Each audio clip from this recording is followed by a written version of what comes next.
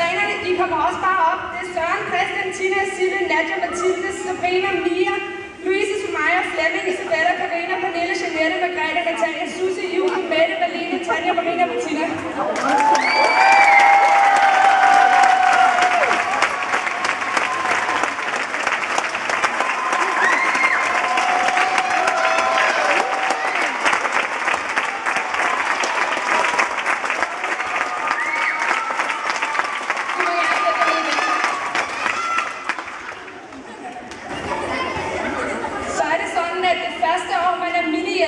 Hjælpetræner, der arbejder man frivilligt, og dem vil vi rigtig gerne belønne i dag. Så jeg skal bede Olivia, Simone, Mie, Malene og Filippa om at komme herop.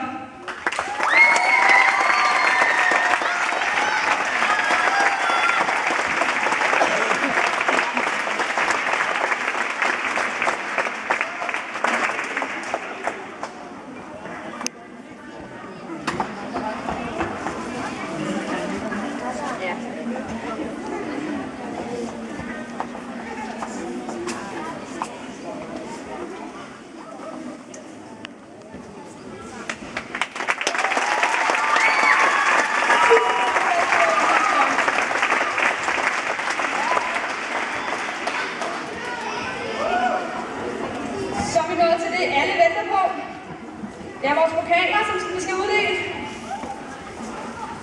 Vi starter med børne-rytme-pokalen. Sidste år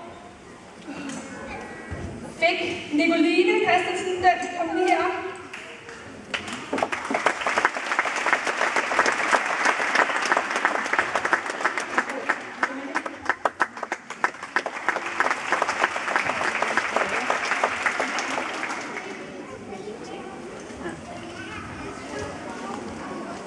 Jeg giver den her videre, så det er jer, der snakker.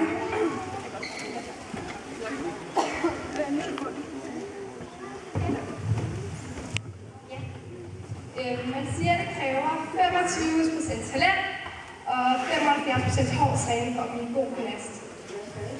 Årets bredde-gymnast er et eksempel på, at man kan, hvad man vil, og det er aldrig for sent at starte til gymnastik.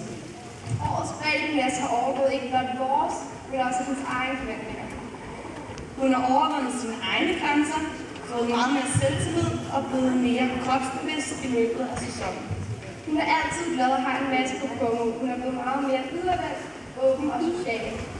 Derfor synes vi, at årets børne- og rytmepokal skal gå til Jennifer Dahl.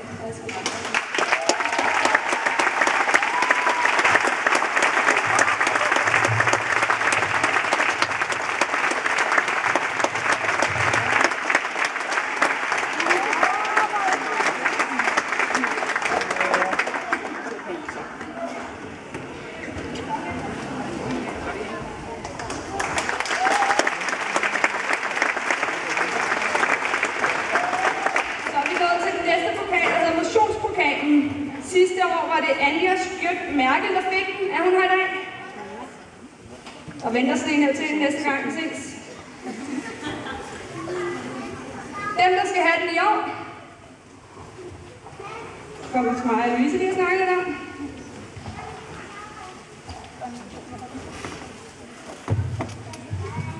Årets motionspokal går til en ung dame, der har været i HBD's forening i et par år. Og igennem disse år har udviklet sig enormt, både når vi taler om hold, hun selv deltager på, eller om det drejer sig om at tage initiativer, skabe god stemning og hjælpe til i hver situation. Hun er super kreativ og opmuntrende og dygtig til sit arbejde her i foreningen med små piger, hun træner, og til at føre den af på dansk. Vi vil godt sige tak til denne person for at være her, og tak for sidste år, hvor hun frivilligt hjalp til på Small Stars uden at få en krone for det. Bare fordi hun elsker dans. Vi håber, du vil fortsætte her i foreningen mange år som træner og danser.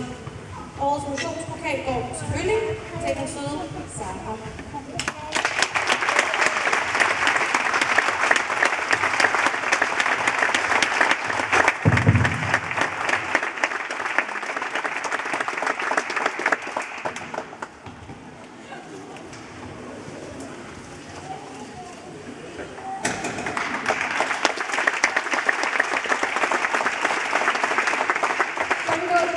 pokalen. Sidste år var det Ida, der fik den.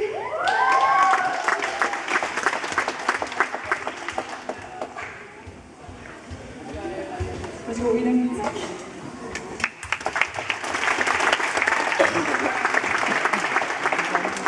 I år, der har vi Christian, der rigtig gerne vil fortælle lidt om gymnasten.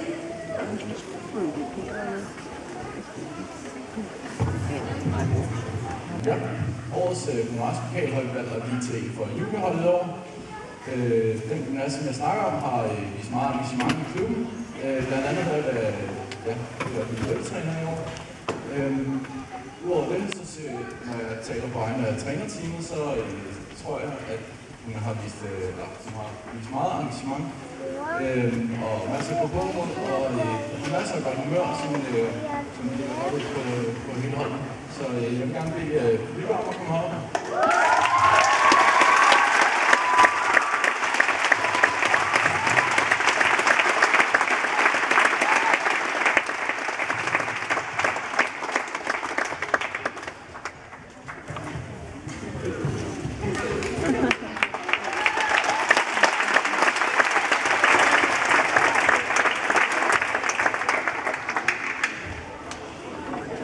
Så er der blevet oprettet en ny pokal i år. Vi har valgt at oprette en, der hedder Ungdomslederpokalen. Vi synes, at der er rigtig mange hjælpetrænere og minihjælpere, der gør et rigtig stort stykke arbejde. Det vil vi rigtig gerne belønne.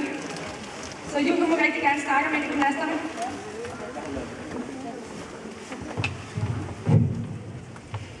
Ja, men som der blev sagt tidligere, så skal der jo være nogle trænere og hjælpetrænere for, at den her klub den kan køre rundt.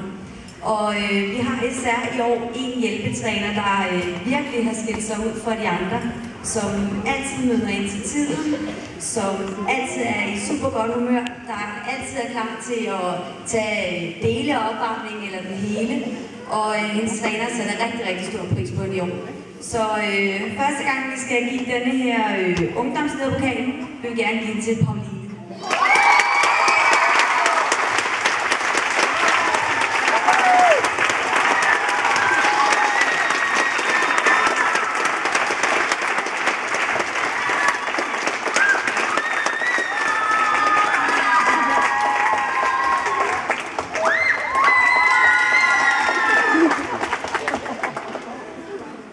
Så kommer vi til den store pokal, lederpokalen. Sidste år var det vores formand, Finn Blom, der fik den for sit kæmpe arbejde. Finn, kom her.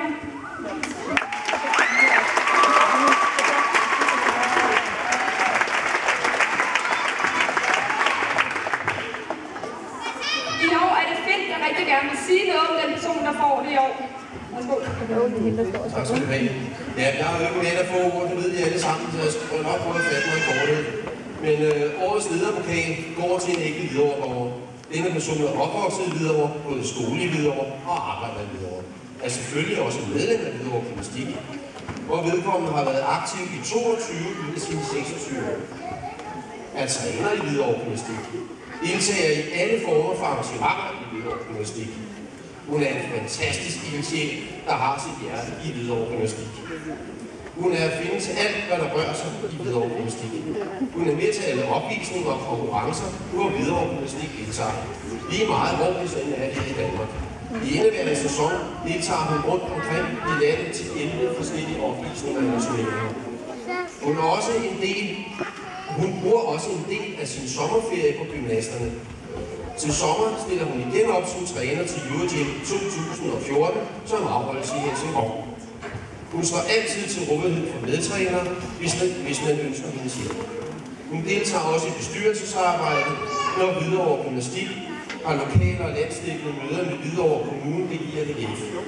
Hun er værdsat af alle i Hvidovre Gymnastik for sin kæmpe indsats. Hun er bestyrelsesmedlem, og hun er cheftræner. Tusind tak, Julie, for den person.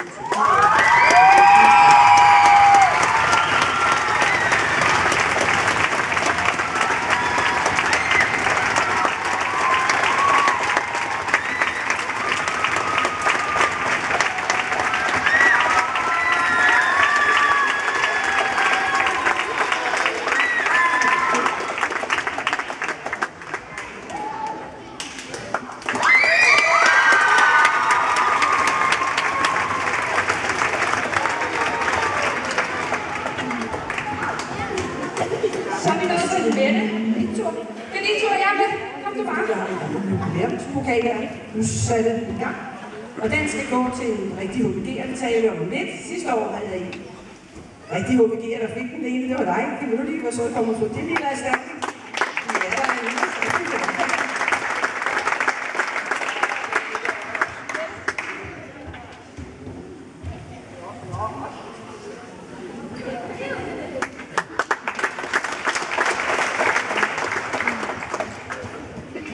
Og så er vi jo nået til, hvem der så skal have den den her gang.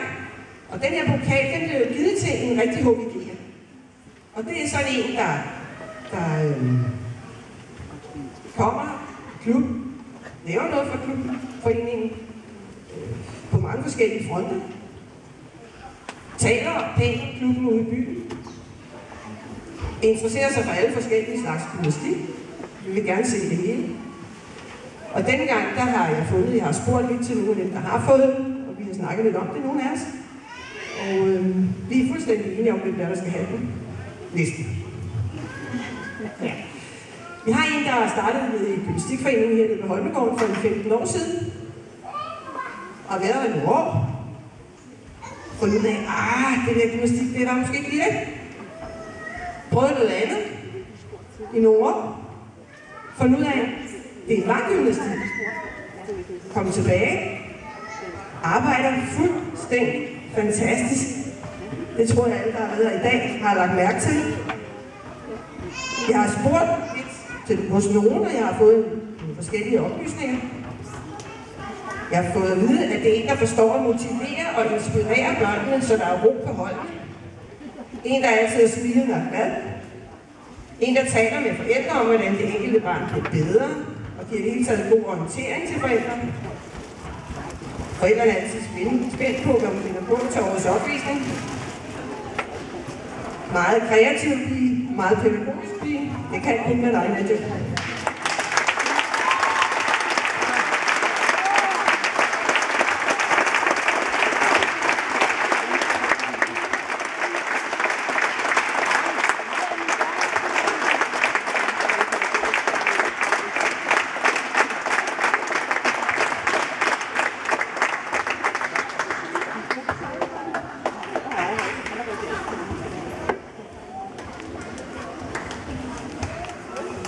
Det var det for vores pokaler, så har vi vores erindringer, det vil sige, hvis man har gået her i 5, 10, 15, 20, 25, 30, 40 år. Dem, der har gået her i 5 år, vi vil rigtig gerne have kommet herop på en lang række. Jeg starter bare fra en ende af. Thor Scherning, Selina Hansen, Pia Lewinsky, Mathilde Aktron. I kommer bare herop, når I ligesom bliver råbt op. Mathilde Sofie Jensen, Mathilde Ottesen, Maja Ole Thomsen, Maja Schmidt Nielsen, Maisie Living, Johanne Sofie Østergaard, Isabelle Diana Mase, Ida Rasmussen, Gustav Kleis, Freja Larsen, Frida Larsen, Freja Brandt, Freja Bossen, Flemming Hersi, Finn Blom, Emilia Børlund, Ditte Jensen, Christine Tanger Andersen. Det var alle dem, der har fået 5 år.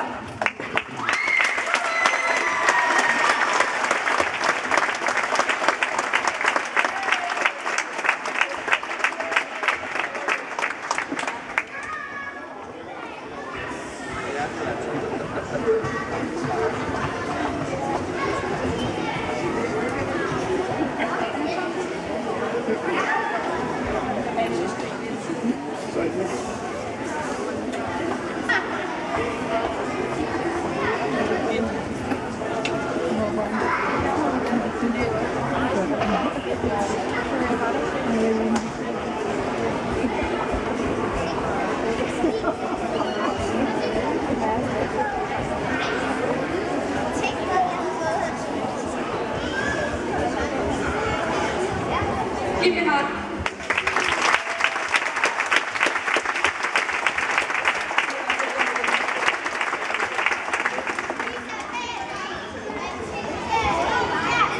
Så er vi nået til dem, der har været her i 10 år.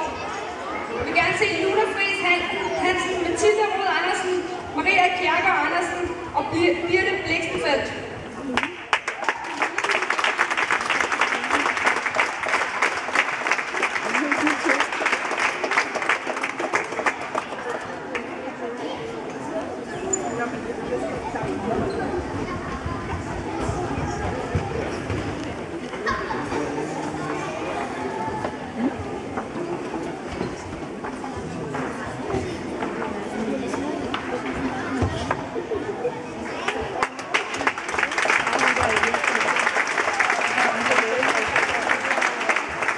Så er vi kommet til 15 år.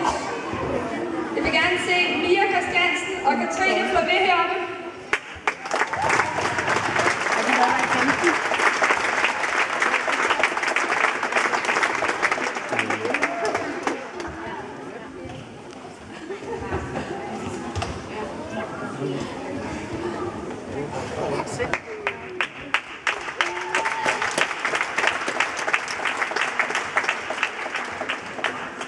Så springer vi lidt videre, og vi når til 35 år her i klubben. Vi vil gerne se Gerda Madsen, Dagny Olafsen og Birgit Jensen heroppe.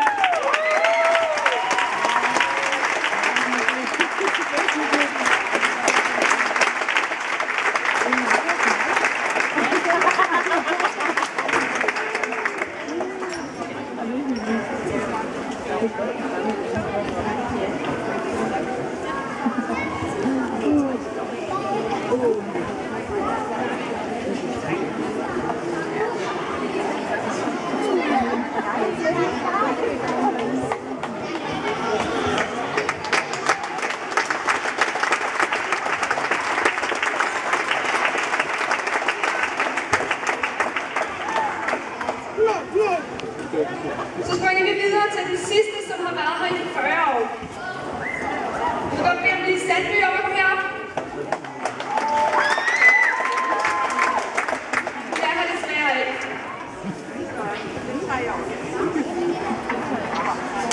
Så vil jeg sige rigtig tak. Mange tak for i dag. Jeg vil lige give ordet videre til Finn. Værsgo.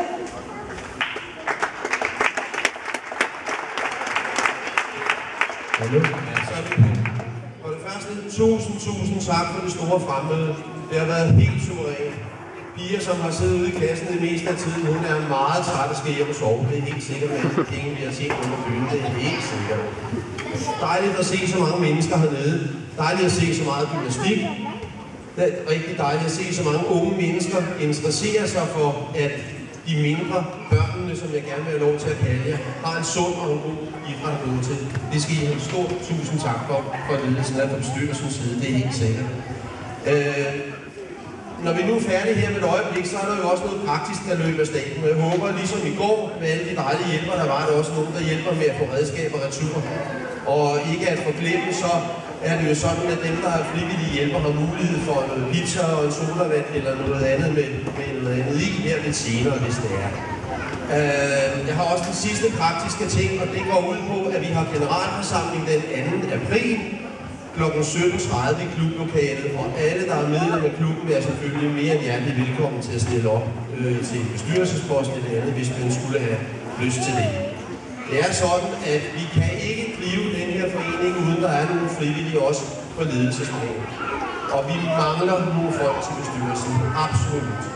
Vi har haft nogen, der har siddet med i rigtig mange år fra deres egen børn. Vi startede som minipulpiger hernede, og de ønsker at takke far nu, og det har vi stor respekt for. Men vi skal have nye ind. Jeg håber virkelig, der kommer nogen og løfter fingrene i vejret og siger, at de har lyst til at deltage. Vi har allerede fået tilkendegivelse for 2, som allerede nu har sagt, at de gerne vil hjælpe. Og det er vi selvfølgelig rigtig glade for. Men vi skal i hvert fald have fat i 2 til. Så jeg siger tusind tak for i dag, og vi ses snart igen, og vi ses også til generalforsamlingen den anden. Tak for i dag.